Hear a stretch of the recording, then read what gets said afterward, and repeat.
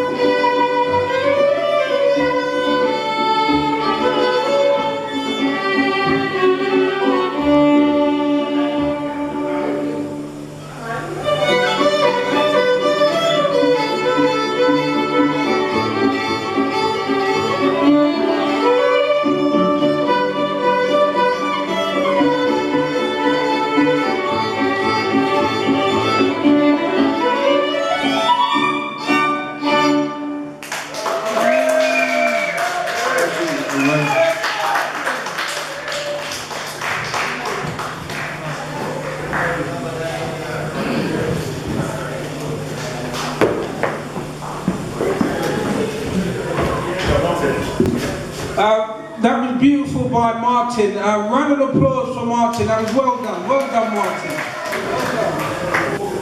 My name, like you have heard from the introduction, is Everest Maguru, and my colleague here is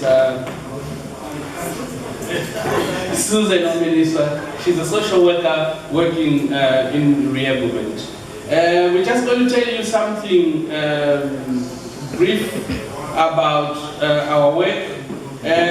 Reablement is a service which is a service run by the council in partnership with the NHS, with people like SLAM. And most of you will probably have come across reablement or have worked with someone from reablement. And the main work we do is to try and reskill people after a long time illness, and they're wanting to get back into their life, get a job, or they just want to basically help themselves making decisions and things like that. I think Susan will give more details on the domains that we actually look at. But reablement is basically to try and reskill you, or get new skills which you might need to live your life. Okay, and just as Everest has said, it's about learning new skills, but obviously sometimes when people are unwell, they lose the skills that they once had. So part of reablement is about enhancing people's coping mechanisms and teaching you coping skills. The domains that we actually support people with is around decision making. That could be around managing your money, managing your tenancy, managing my actions. Say, for example, if you feel that people are exploiting you, reablement can support you with things like that. Personal care. We have some people where when they're unwell, they find it difficult to attend to their personal care, so that's something reablement can work with as well. Meal preparations, we know that sometimes people lack motivation to cook. And so reablement can work with you to motivate you or teach you new skills if you've lost those skills that you once had. Home and domestic, we know that a lot of our service users, when it comes to cleaning in the home, again, that can be an overwhelming task. Reablement can work with you to draw up, say for instance, a cleaning rota, so that the task in itself will not be that overwhelming and you'll be able to sort of manage it well. Community and isolation, which is another big part of reablement. Some people have no social network. They find it difficult to sort of engage back into the community. One of the things that reablement can help you to do is to work with you to explore hobbies, explore areas of interest, and to sort of signpost you to relevant services. A lot of the service users we work with have worked in the past, but again, due to a relapse, they've sort of come out of employment, but then they would like to go back into employment. We can work with you to help build your confidence and to signpost you to services that can help. We're also concerned about safety indoors and safety outdoors. With some people indoors, there might be issues around you remembering to take your medication. That's something something we can work with by providing prompts or reminders that can help you to remember to take your meds. And also safety outdoors. Some people find it difficult on the buses or when they're in unfamiliar places. So again, we can work with you to build your confidence. One of the things about reablement is one thing that we've already mentioned this morning is about social inclusion. Now, it doesn't mean because I have a mental health problem or you have a mental health problem that you have to go to specific services. What reablement is trying to do is to encourage people to utilise services that so for people that don't have support needs access. So that's one of the big things about reablement. We have had people who were basically just eating like takeaways. You know, not because they like takeaway, but sometimes they don't feel that confident about, you know, starting to cook by themselves, or they don't have any ideas on how to go about it. Sometimes if it's too difficult, we get an OT to work with them to see what it is that is actually stopping them from cooking for themselves. You know, do they need promptings like reminders when let's say you've started cooking something and you find you forget about it, you leave it and then it burns and stuff like that. So during reablement, we try and explore options to see how best can you address those things besides just going to buy yourselves, takeaway. Making a nice meal for yourself and having timers or having equipment that can help also in reminding you that you've got something, on the fire so that you don't. Very special lady who's left us now, unfortunately, is about Mimosa Richards, personally, because she's been lots of support to me personally. She's worked with me for a long time, and she's been particular help in her ways that she's helped me, and she's made sure that I don't fall down, basically, after my mental health problem breakdown. So I've got to give her thanks and praise for that, as much as anything else. There's been Webster Gazina, he's been a great help, personally. He's been my best friend that I've got, basically in a long time. He's worked with me for a long time, and I find him very special. I can't say enough about him in that way. My other friend, Abdullah, who works with us as a community peer work supporter within Fannin as a volunteer, and he's a great friend of mine as well. And I think he's very special because he does a lot of work with me with the things that I do, and we have a great friendship. I think he's very special because he does certain things what the person would do with me, basically. I know another lady who's very special, and I'm going to say her name, but because I don't know her last name, but I will say her name, and she's taking photos, so I don't know if you can see that. Everyone can see that. Yeah, they can see me. She's a very special lady called Claudette, and she's very special to me. Thank you. I think she's a wonderful lady. She works with us well, and she does a lot of work with everybody who I know. A friend who's Rastafarian. I'm not going to say who it. I will say who it is, but I think you can all see who it is. He's a very special friend of mine. His name is Errol Jones. I think he's very special, and he helps me a lot. I really appreciate what he's done for me as a good friend, so I can't say enough about him.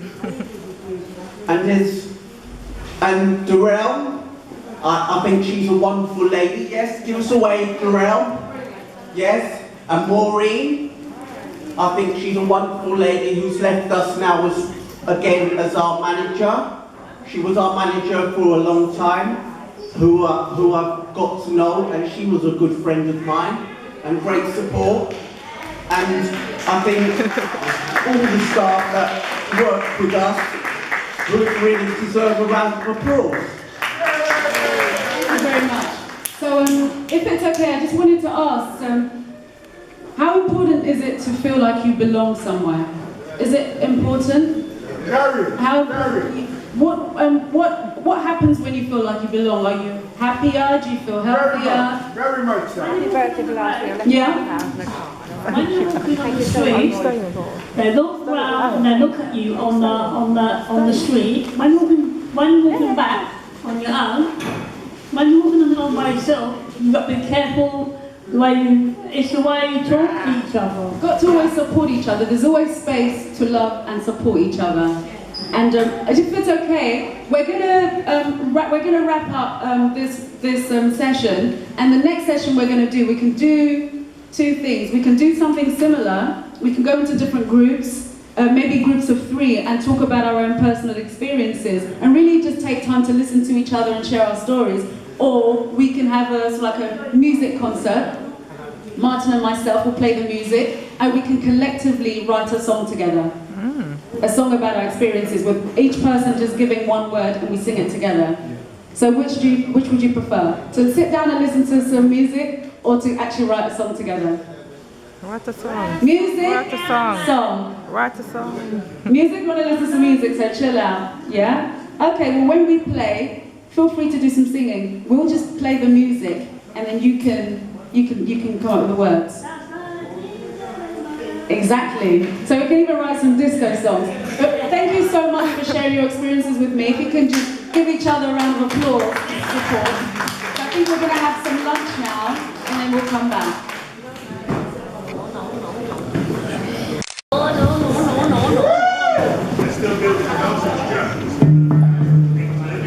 Can you hear that?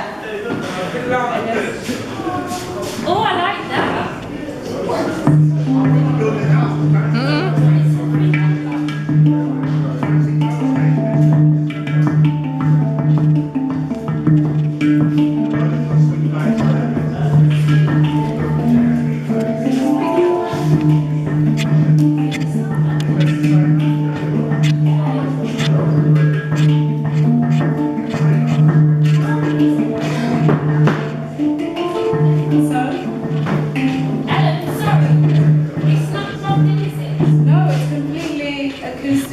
Oh wow. Where did you get it from?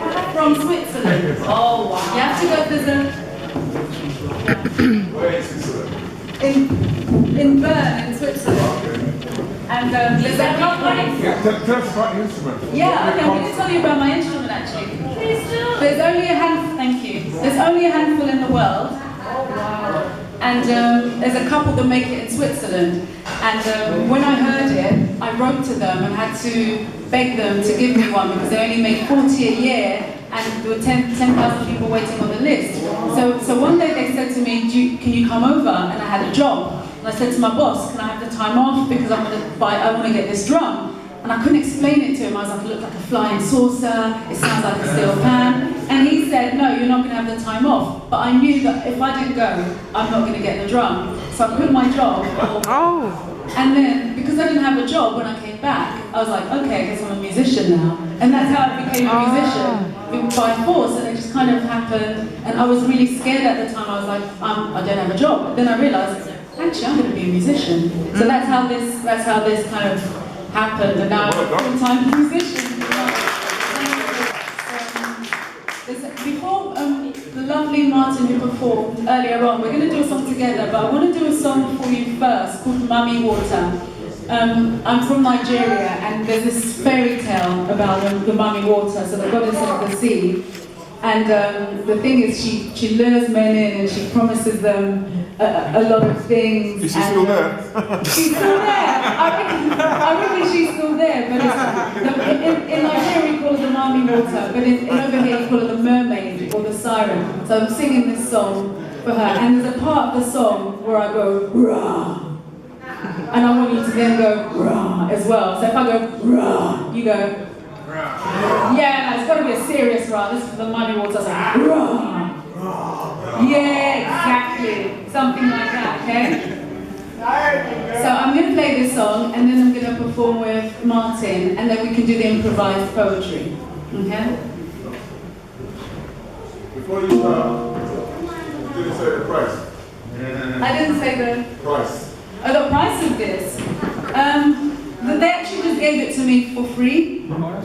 Yeah, they just gave it to me for free. That's what they do. They meet you, and if they like you, then they give you the drum. So I don't actually know what it's worth. So what was the purpose of what was the whole purpose of them making it and giving it free? The purpose of them making it and giving it free is they're an old couple and they live on the mountain. They literally grow their own food. And so they weren't really reliant on money. They already had their careers and stuff like that. And they used to make steel pans. They used to make steel pans, and then they thought they want to make something you can play with your hands, because this is really nice, because if you hit it really hard, it doesn't make a nice sound, but if you hit it really soft. Harmonics. Exactly, the harmonics. So that's why I'm really grateful, because they only made a few and they were nice enough for me to have it free. So I don't know what the price is, unfortunately. Well, priceless. It's priceless. How much would you sell that one for? I would never sell it. Once I bet again, you would. priceless. There's always a price.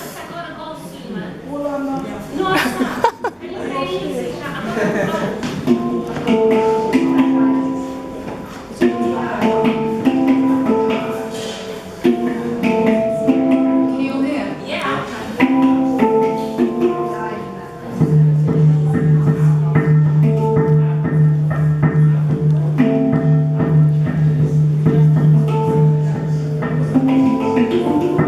Use their blood medicine to come here to hurt you.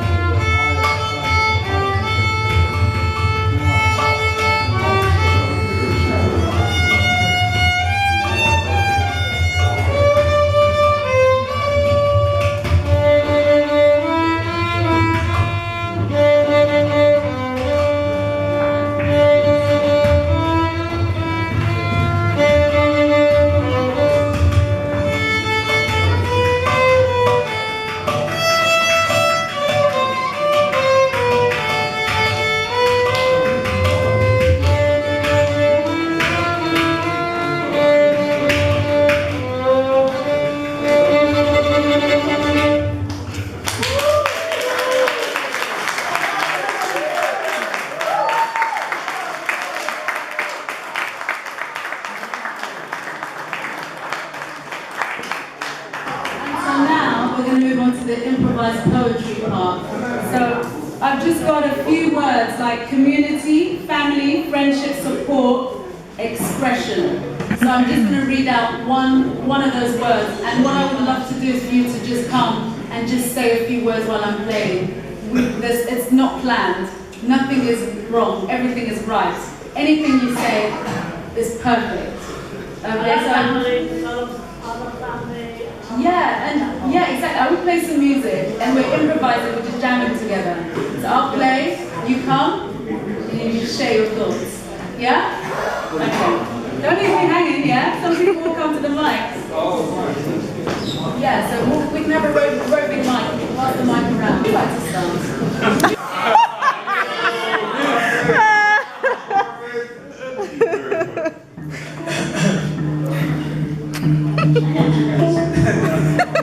Life.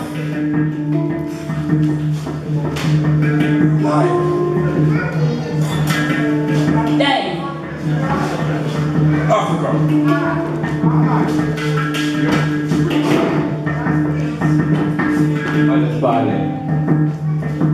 There you go. Hey!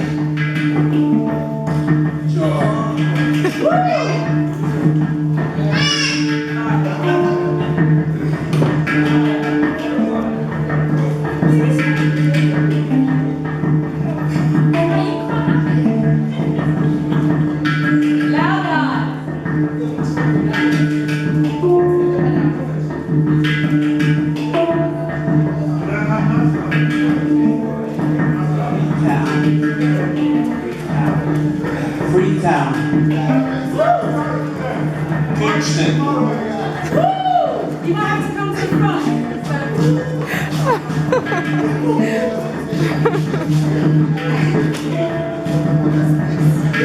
Power.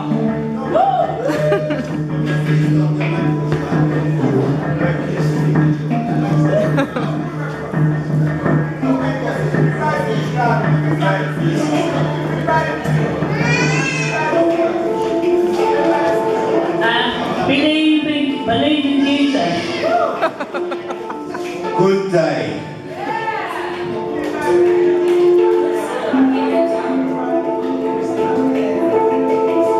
Say hello. Lucy.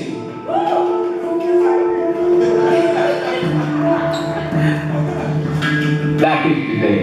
Oh God. Unity. Yes.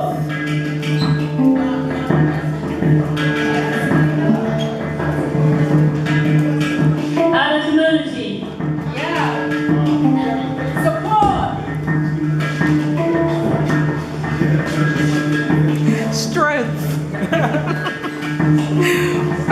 Morning. Manifest.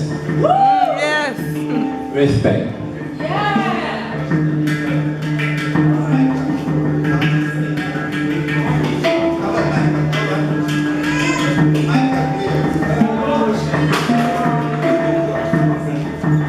Manifest.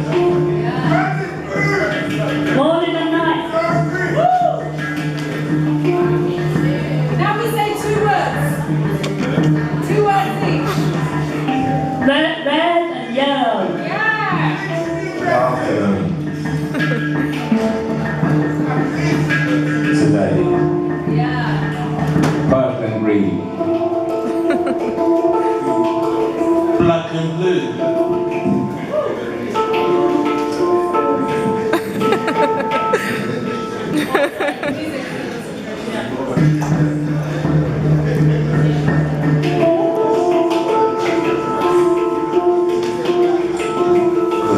Good afternoon. Good evening. Good morning. Can I say one? Laughter and joy. How we do? Good morning. Time to pray.